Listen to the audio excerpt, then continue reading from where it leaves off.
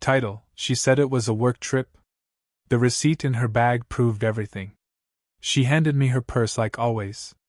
I reached in to help, and my whole marriage began to unravel in my hands.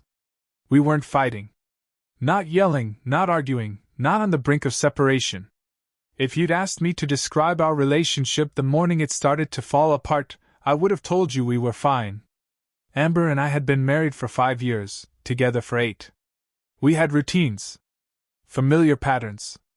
Coffee in the morning, hers with oat milk and cinnamon, mine black with 2 sugars.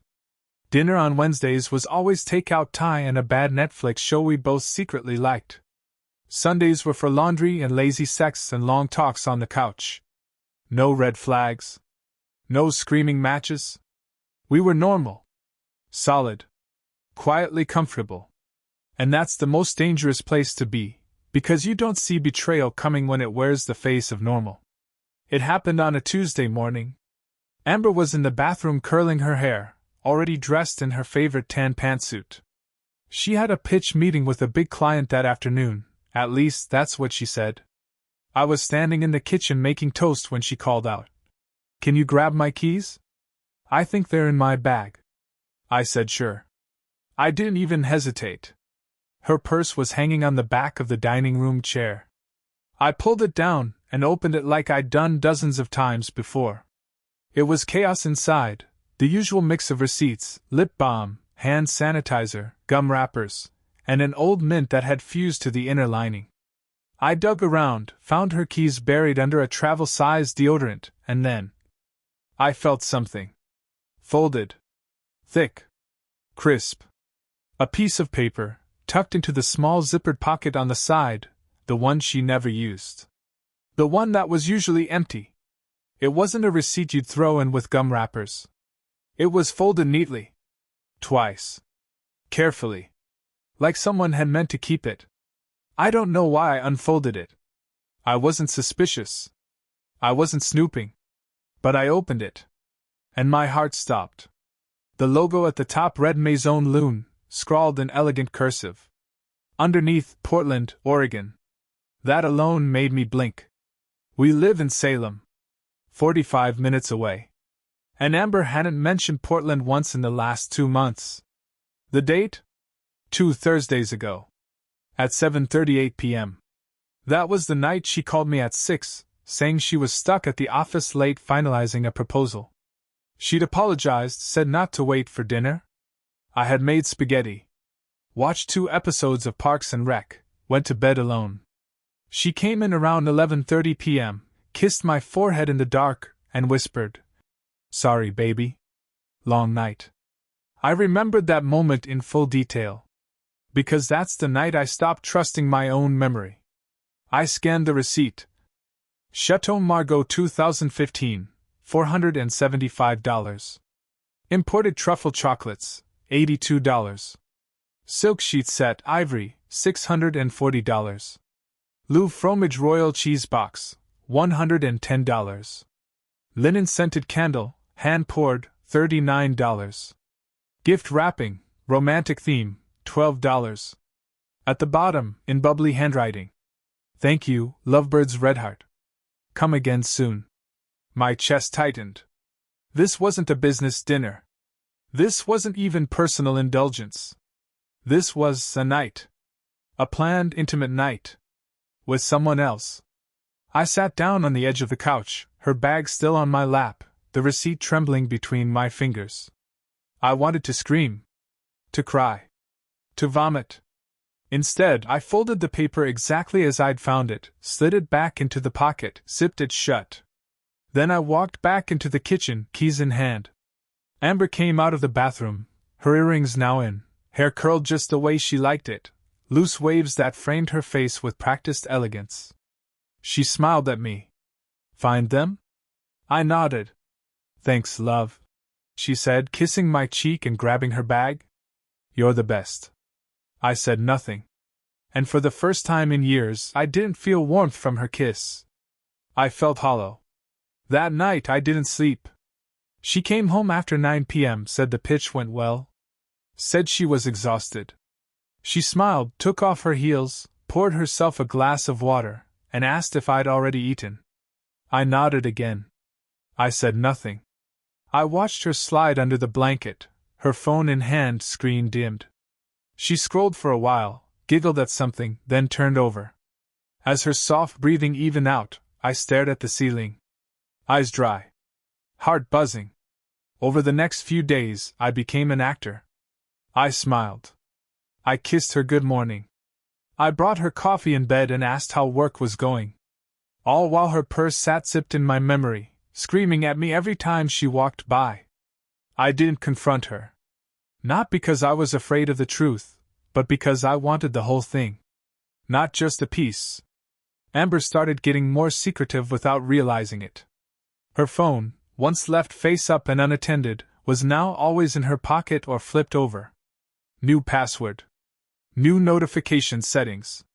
Girls' nights became more frequent. Maya and Jess are dragging me out again. She'd say, laughing. I swear I'm too old for this. She'd wear her leather boots. Her favorite perfume. The one she only used when she wanted to feel noticed. I started paying attention like my life depended on it. Because in a way it did. I started keeping track. Not in a notebook, too risky. Just in a locked note on my own phone. Dates. Excuses. Outfits. Odd behavior. Once, she came home from a supposed happy hour. Tipsy.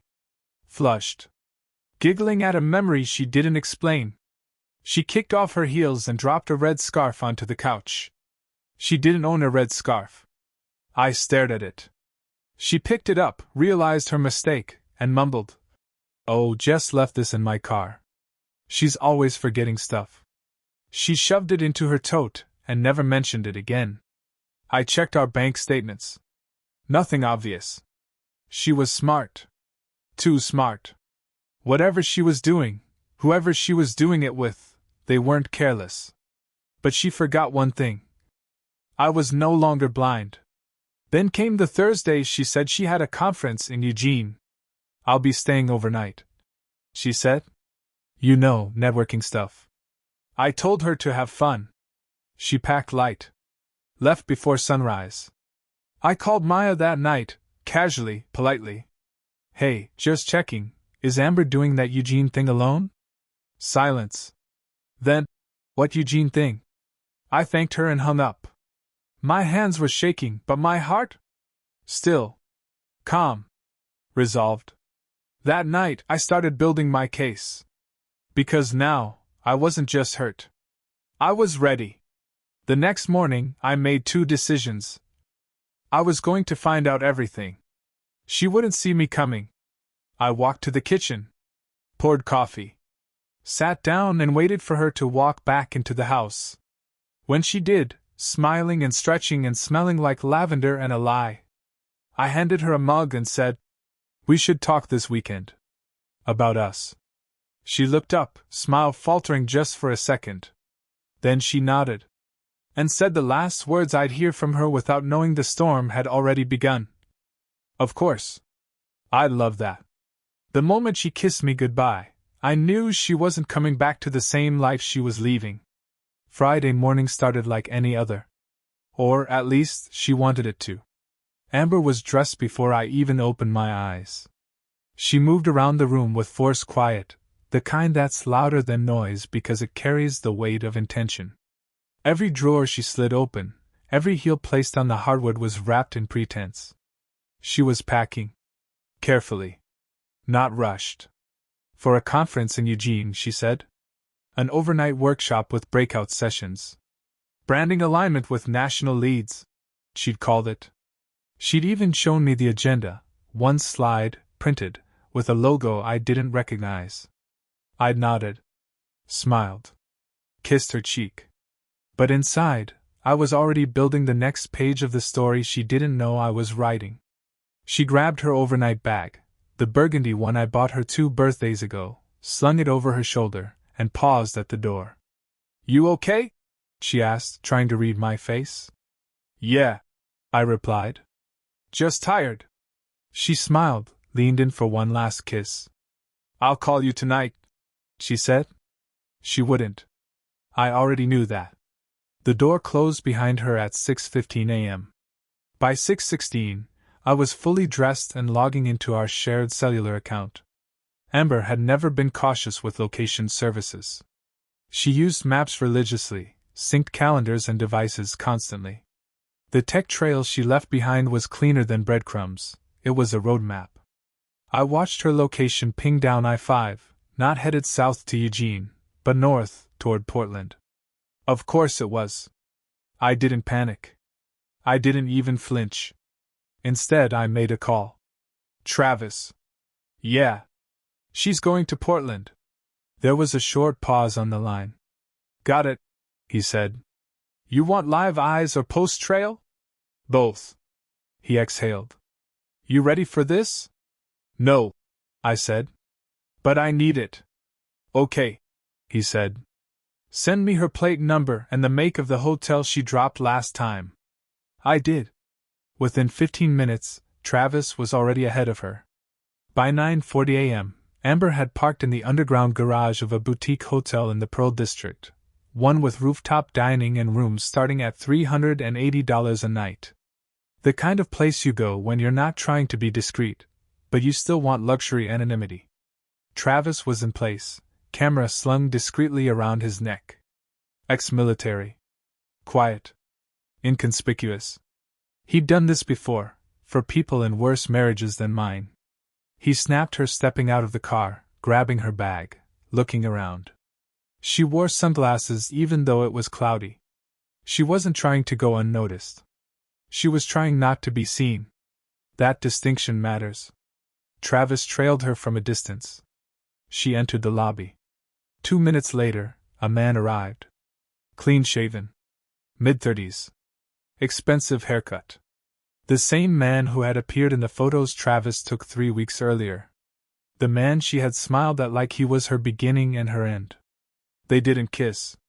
They didn't touch. But she handed him the bag. Not the suitcase. Her purse.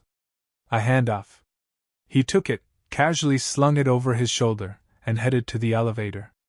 She followed. At 10:04 a.m., Travis texted me 3 photos. Amber walking into the hotel. The man entering behind her, holding her purse. The elevator doors closing with both of them inside. Caption. Booked together under an alias. No conference today. No bookings under her agency. That was all I needed. The Eugene conference didn't exist. Her company had no knowledge of it.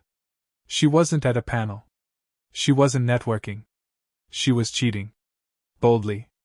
With the kind of confidence that only grows in the absence of confrontation. And me? I wasn't broken. I was done playing dumb. I didn't cry. I didn't scream. Instead, I sat on the edge of the bed and stared at our nightstand.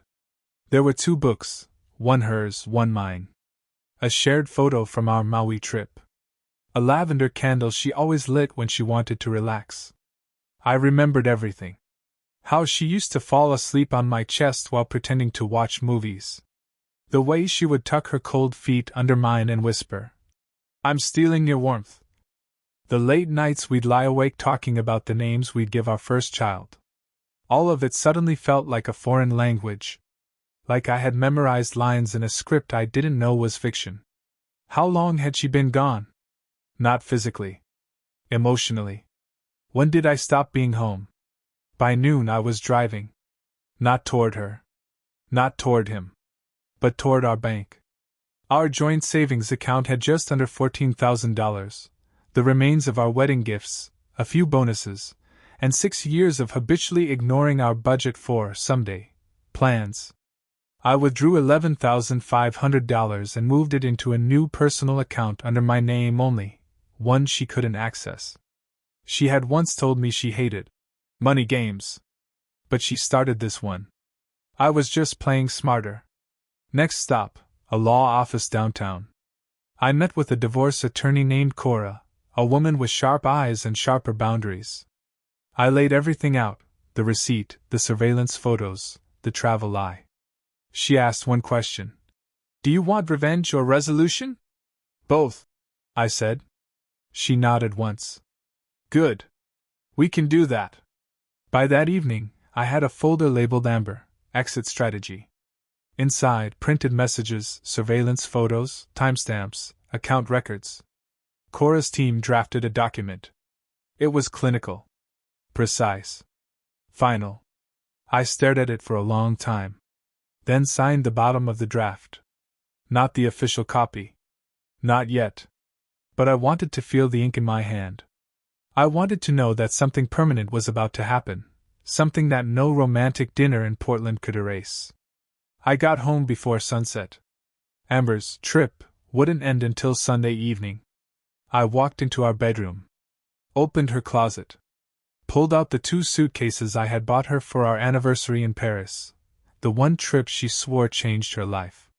I placed them on the bed. I opened her drawers. And I started to pack. Not to throw her out, but to make space for the truth. As I zipped the first bag shut, her phone buzzed on the dresser. A new message preview lit up the screen. Can't wait for tomorrow morning. Same room, same you, L. I stared at the screen. L. Not even a full name. Just a letter. That's all she thought I was, another placeholder. I put her phone down without opening it. Then finished the second suitcase. And whispered, You chose him. Now live with what that costs. I didn't sleep Saturday night. The house was too quiet, too clean, too honest for what it had been hosting.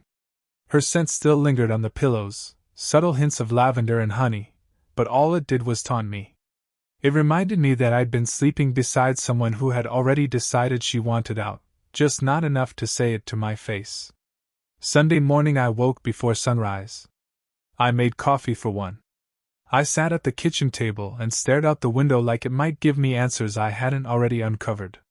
My eyes burned from the lack of sleep, but my hands were steady. My thoughts were sharper than they'd been in weeks. I had packed everything she owned into 2 bags. I wasn't sure what she'd do when she saw them, but I needed her to feel it immediately, that I knew that she was out of time, and that there was no version of this where I played the clueless fool anymore. At exactly 11:32 a.m., her phone buzzed again. Still lying face down on the dresser, still not password protected with facial ID anymore, she had changed that 3 weeks ago. The preview glowed faintly. I'll miss you tonight. Let me know when you're back in town. L. I didn't respond. I didn't need to. The phone stayed there untouched, like a sealed envelope she didn't realize I had already read. Her lover, L., was just as careless as she was. Or maybe they were just used to getting away with things. Either way, I was done giving them that luxury. I took one last walk through the house, pausing by the frame on the mantel of Us in Maui, smiling in the sunlight like we had a future. I didn't take it down. I left it. Let her decide if she wanted to see what she gave up every time she came home. Then I opened a new email. Attached the surveillance photos. Added screenshots of the messages. Included the bank transactions that lined up perfectly with her work trips. I titled the file, HR Inquiry, Code of Conduct Violation, and sent it to the executive director of her firm. Not because I wanted to destroy her, but because she had been lying with company time, company funds, and company trust. And if she was going to torch our marriage with arrogance, she didn't get to do it without consequence. I left the house around 2 in the afternoon. I went to my brother's place, told him I needed a few days. He didn't ask questions. He opened the door and handed me a beer. That was enough. We sat on his back porch in silence until it got dark. I checked my phone only once, at 8:11 p.m., when the motion alert from the front door camera came through. Amber was home. She stood at the door with her suitcase still in one hand. The other hand trembled as she looked down and saw her bags waiting for her. She didn't knock. She didn't try to open the door. She just stood there. I zoomed in on her expression. Confused at first. Then slowly, something shifted. Her face dropped. She looked around like someone had ripped the sky off the world and exposed the second one underneath. She picked up one suitcase. Then the other. The camera caught her sitting on the porch steps. She pulled out her phone. 2 minutes later, my phone rang. I didn't answer. She called again. Then sent a text. Can we talk? I didn't reply. Another message. Please, I'm outside. I don't understand what's happening. But she did understand. Somewhere inside, she knew exactly what was happening. It just hadn't become real yet. It hadn't crossed from suspicion into consequence. I wanted her to sit in that space for a while. That awful middle zone between guilt and reckoning, where the mind scrambles for stories that might still work. When I checked the feed again, she was pacing the porch. Then she sat again. Then she left. No goodbye. No fight. Just silence. The next day I got a call from an unknown number. I answered because it was from her firm's area code. Hi, is this Carter Reynolds? Yes. This is Jennifer with Adams Plus Lane. I'm calling to confirm receipt of your submission regarding Amber Reynolds. I received confirmation earlier, I said flatly. Yes, and we appreciate that. We will be conducting an internal investigation. This line is now closed to external comment for confidentiality. Understood. She thanked me again, with the politeness of someone trying not to pick sides but already knowing where the wind was blowing. At 2:47 p.m., I got the email from Cora, divorce draft approved, filing scheduled, paperwork couriered to Amber's address of record. She would get it the next morning. I sat back, exhaled, and stared at my ceiling. It was happening. Finally, it was real. At 7:01 p.m., I got another text from Amber. I got your letter. I don't know what to say. I still didn't answer. At 9:03 p.m., she sent another. Can we please talk in person? One conversation. That's all I'm asking. I typed a reply. Then erased it. Then typed it again. And hit send. Tomorrow. Noon. Cafe Vento. Public. She replied instantly. Thank you. I didn't answer. I didn't want to give her anything more than logistics. That night I didn't sleep again, but it was a different kind of insomnia. Not the kind driven by confusion or grief. The kind that comes from knowing you're almost done carrying a weight you should have dropped a long time ago. I arrived 5 minutes early. Sat at a 2-person table facing the door. Ordered coffee. No sugar. Amber walked in at 12:02 p.m. No sunglasses this time. Hair tied back. No lipstick. Minimal makeup. Not because she didn't want to look good, but because she knew the mask wouldn't help anymore. She spotted me and walked over, her steps slower than usual, as if her legs were still catching up to the moment. She sat down across from me. Didn't say a word for the first 10 seconds. Then she opened her mouth and said the worst possible thing she could have led with. I didn't mean for it to go this far. I said nothing. She swallowed hard. I mean, I know what you saw. I know what it looks like. But Stop. She closed her mouth. I leaned forward slightly, calm, deliberate. I don't need your version. I don't need your justifications. I'm not here to play courtroom chess with you. She looked down at her hands. I didn't know how to tell you. That you were done with us? Or that you wanted someone else? She shook her head. It wasn't about wanting someone else. I was just lost. I nodded slowly. Lost people don't pack silk sheets. They don't smile at strangers like they're safe havens. You weren't lost. You were choosing. I was unhappy. And instead of facing that, you lied. You let me love a version of you that had already left. She blinked. Hard. I saw the tears forming, but none of them fell yet. I made a mistake, she whispered. No, I replied. You made a map. A plan. A full itinerary of deception. You don't get to call that a mistake. She sat back, stunned by the coldness in my voice. Maybe she expected heartbreak. A trembling voice. But I wasn't here to bleed for her.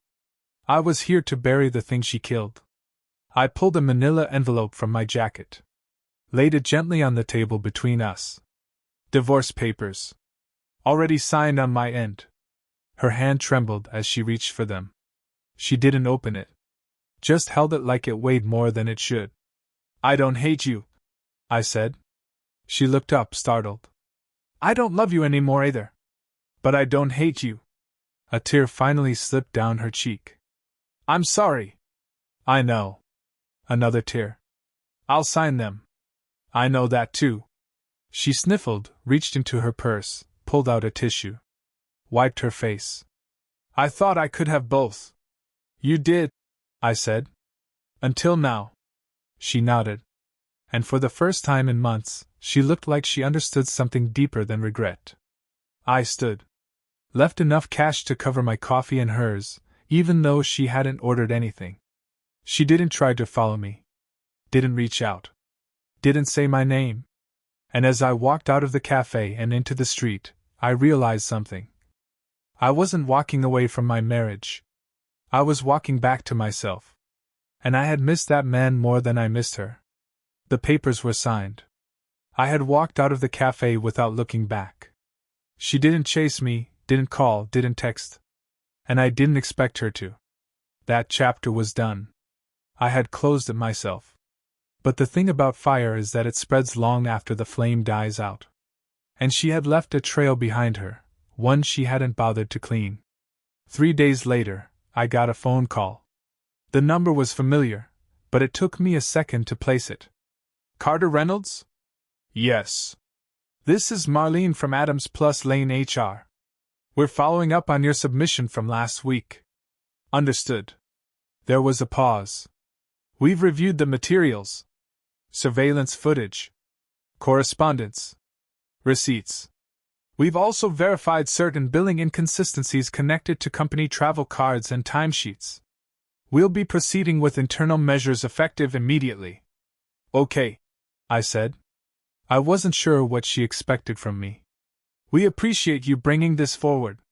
Not everyone would have been so composed. It wasn't about revenge. I can tell. And just like that, I realized something strange. I didn't feel relief. I felt hollow. The damage was still real. My trust had still been wrecked. The truth, no matter how exposed, didn't restore the man I was before it happened. It simply cleared the rubble. I spent the rest of the day reorganizing my apartment. She hadn't lived there since I moved out. Her belongings were long gone. But shadows linger. I threw out the coffee mugs she loved. Donated the wine glasses we'd bought together. Got rid of the throw pillows she insisted on keeping even though I hated the scratchy fabric.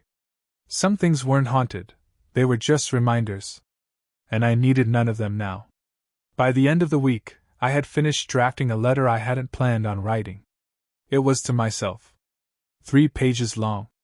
A record of everything I let slide. Every excuse I gave her.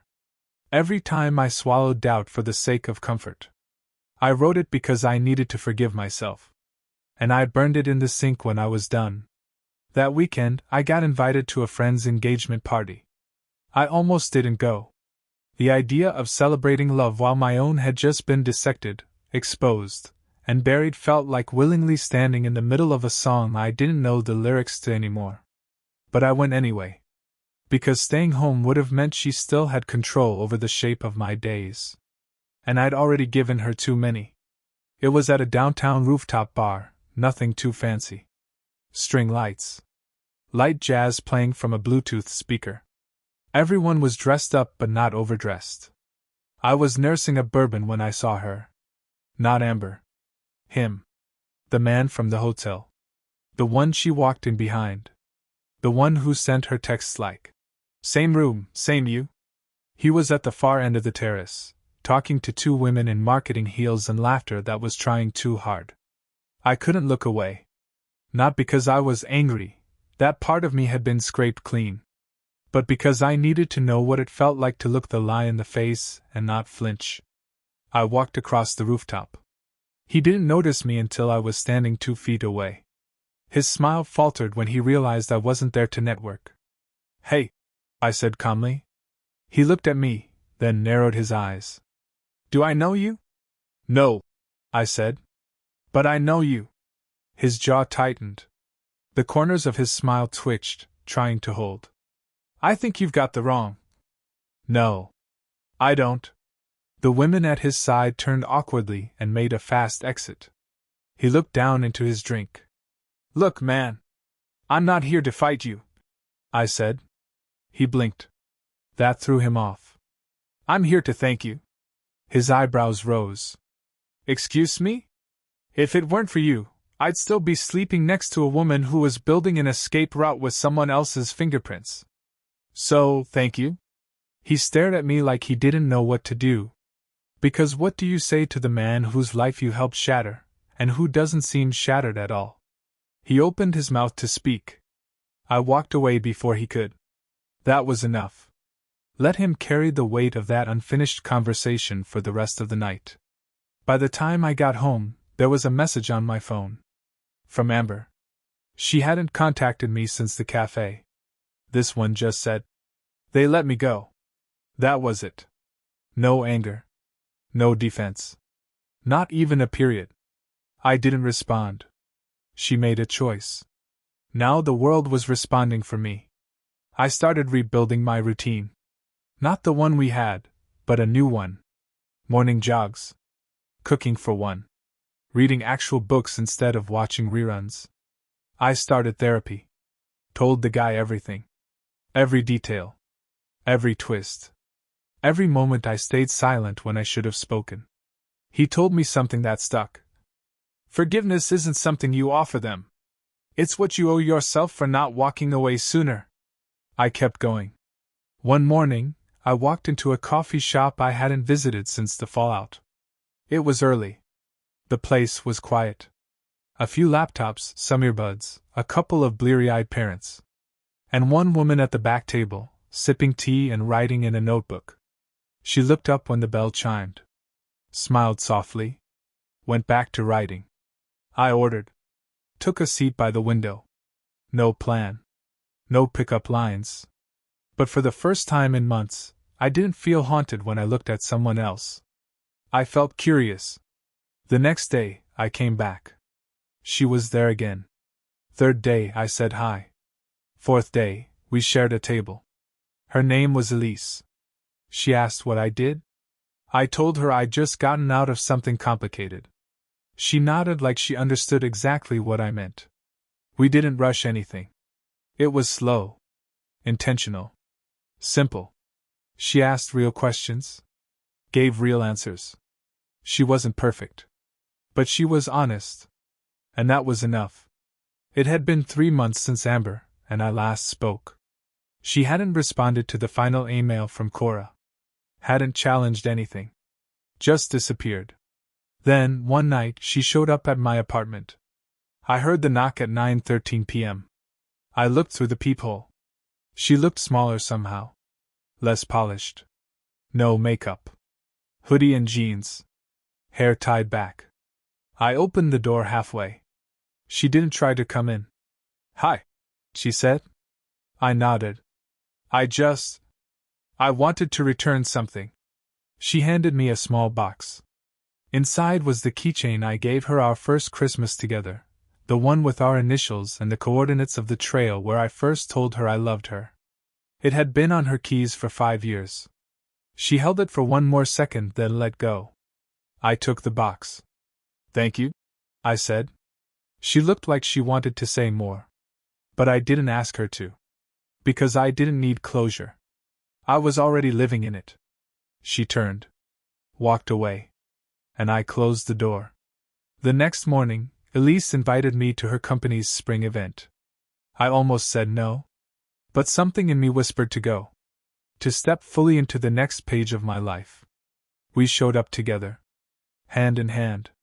Laughing. Alive. And that's when I saw Amber across the room. Frozen in place. Watching me the same way I once watched her walk into that Portland hotel, with recognition and regret. She didn't cry. Not yet. But her eyes told me the tears were coming. And this time? They had nothing to do with love. Only the ache of finally realizing I was never coming back. She didn't walk toward me right away.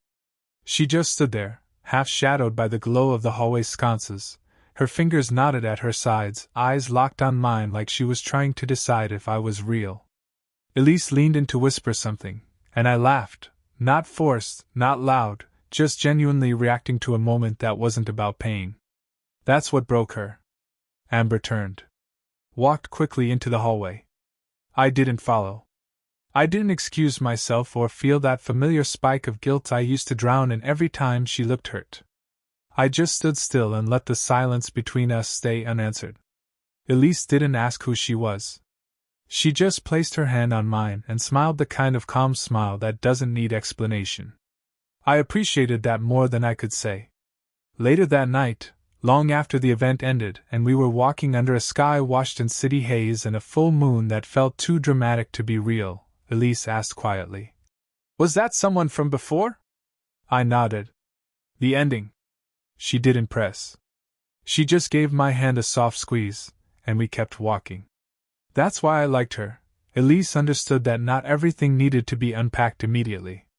Some things deserved to be folded gently, and shelved where they couldn't hurt you anymore.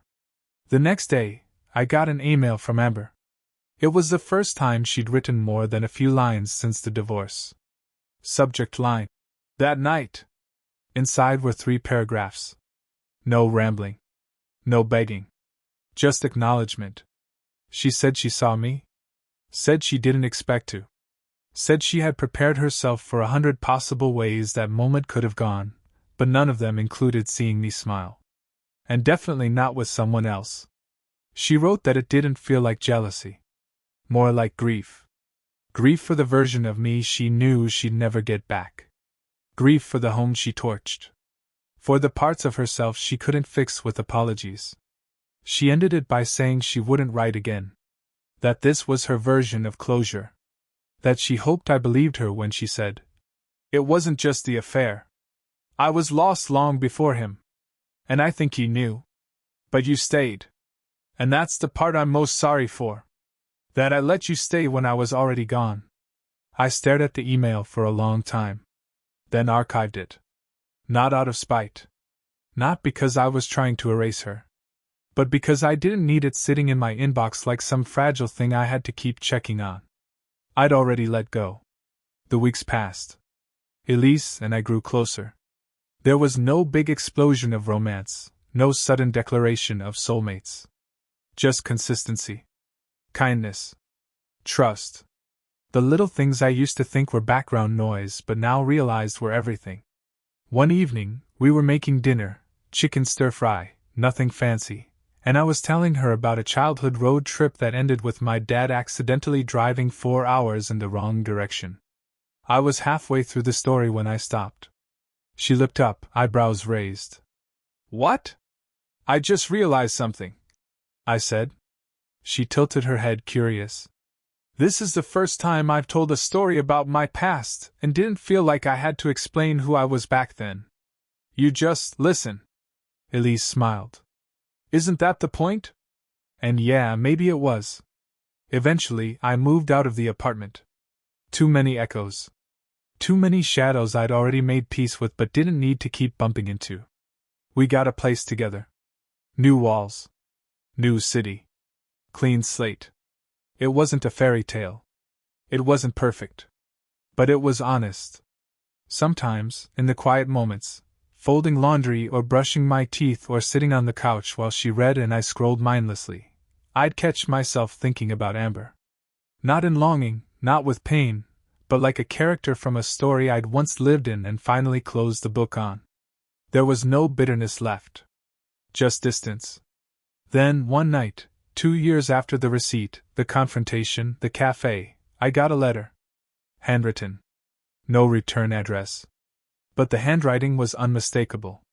I opened it carefully, not because I feared what was inside, but because part of me respected what that paper had probably cost her to send.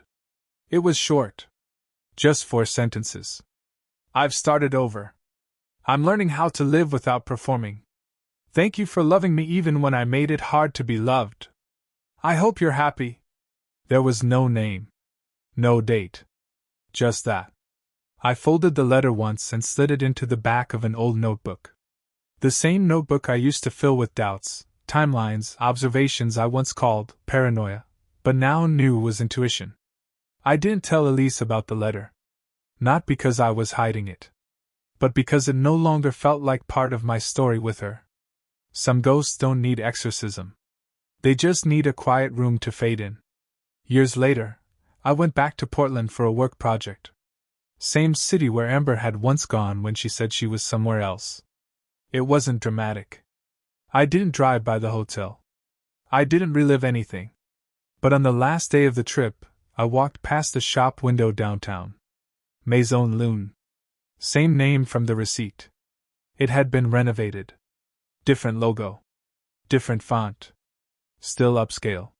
Still elegant. I paused only for a second. Then smiled and kept walking. It was just a store now. Just a name. The place where everything began and ended had become just another dot on the map. I stopped at a park nearby. Watched a kid chase pigeons. A couple share headphones. Life moving on. That's the thing no one tells you about healing. It doesn't announce itself. It arrives silently. One small moment at a time. The first time you smile without forcing it. The first night you sleep without replaying it. The first day you forget what their voice sounded like when they lied to you. You never forget the pain. But eventually it forgets to chase you. And one morning you wake up and realize. You don't need to forget what happened. You just need to remember who you are now. And you smile. Because somehow, against every lie, every disappointment, every echo of a person who didn't stay, you survived.